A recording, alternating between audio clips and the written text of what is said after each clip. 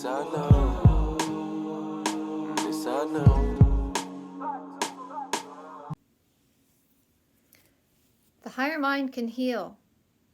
In QHHT, the higher mind can do all the work.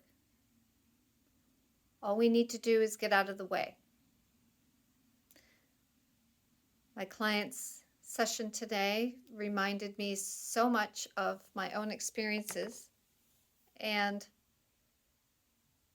it was so interesting how the ego was just holding the tension, holding the reins, holding the gatekeeper, the protector, and would loosen up that grip a little bit and sort of listen to what the higher mind was saying, and then we'd have to hold that tension just to stop the frequency from the transmission from coming through, so that it could ponder.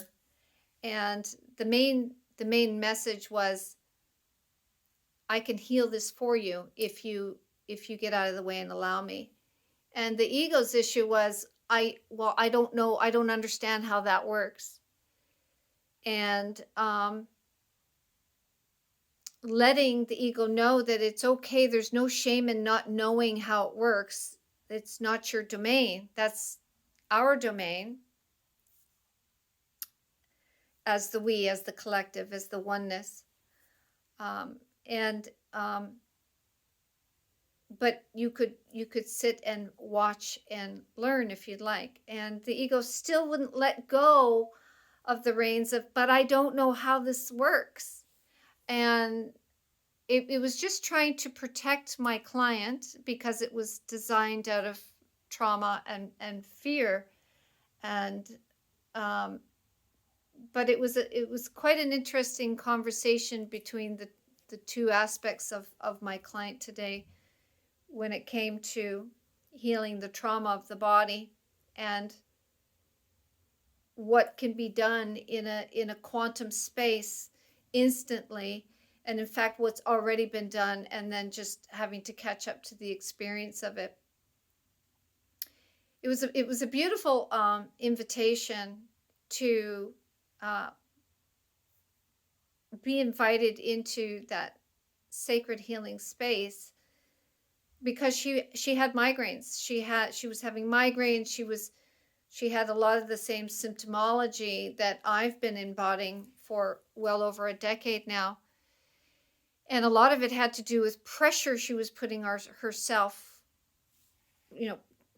self-imposed pressure, and just gravitating to anything in the external that would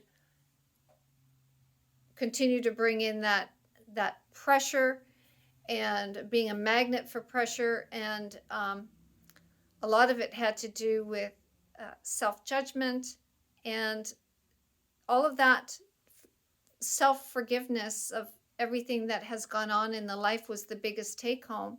It wasn't so much what the people, the people who had done harm to her that she needed to forgive. It was more forgiveness for herself, and then forgive the caregiver who didn't protect them from the caregiver that harmed them.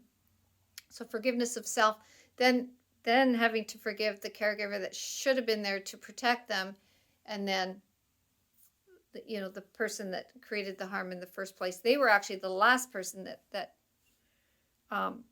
the person needed to forgive to receive the healing. And I've had a lot of, being a life path 9 person, I've had a lot of extreme life experiences. I've experienced a lot of violence and attack on my body, on all forms, mental, emotional. Not so much for my caregivers, although there was some mental and emotional abuse, and some physical abuse, but that's just, it's kind of what they did in those days. And but really a lot of it was more from outside the family. And the same has been true for me. I've had to forgive myself first. Self-forgiveness is so big. It wasn't until I began to forgive myself that I was able to stop myself from drinking. It wasn't until I forgave myself for what's been done to my body without my consent, that I was able to trust myself again, that I would be able to trust that I could set boundaries, because boundaries has never been a strong point for me. I mean, it's not for an INFJ anyway, typically. But I do have this sort of Sigma INFJ thing going on too that has now is helpful now that I understand myself and I understand my path and my journey as a life path 9. Um,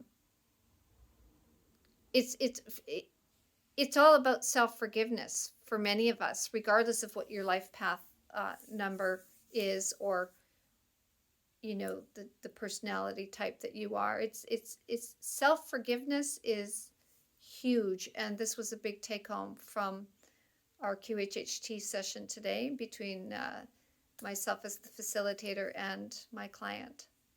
So I just wanted to share that with you. And from Taurus 9 is higher mind inspired. I know you are too. Thank you.